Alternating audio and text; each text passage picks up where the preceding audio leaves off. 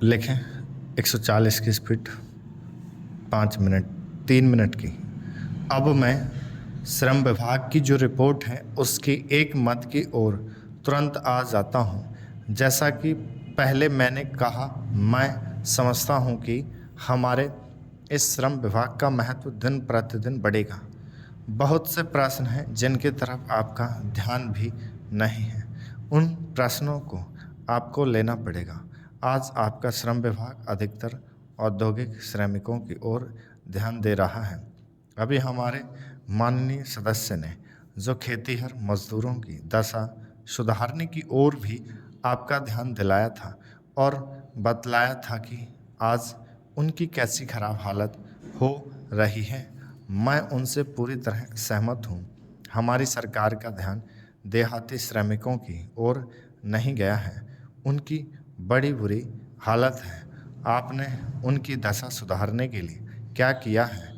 मैं पूछना चाहता हूँ कि जो लाखों और करोड़ों आदमी देहातों में बेकार बैठे हुए हैं, उनको मजदूरी और काम दिलाने के लिए आप क्या कर रहे हैं?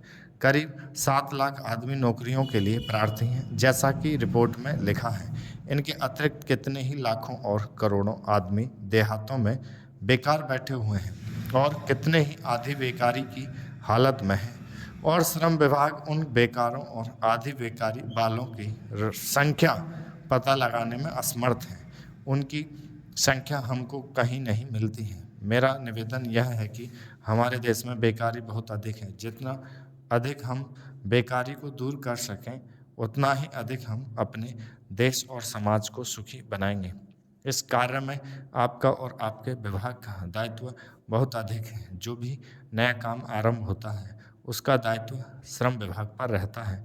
धन जनता की भलाई के लिए खर्च होना चाहिए।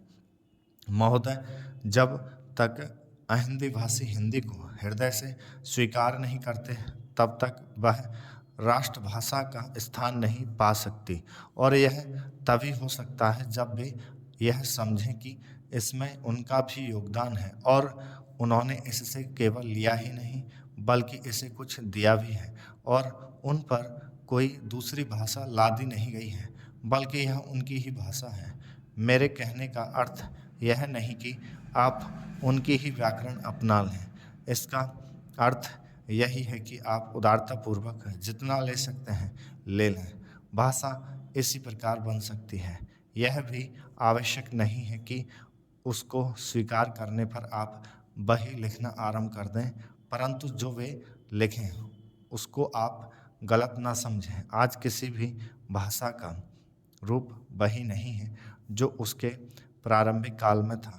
उसमें परिवर्तन होता रहता है। स्टॉप।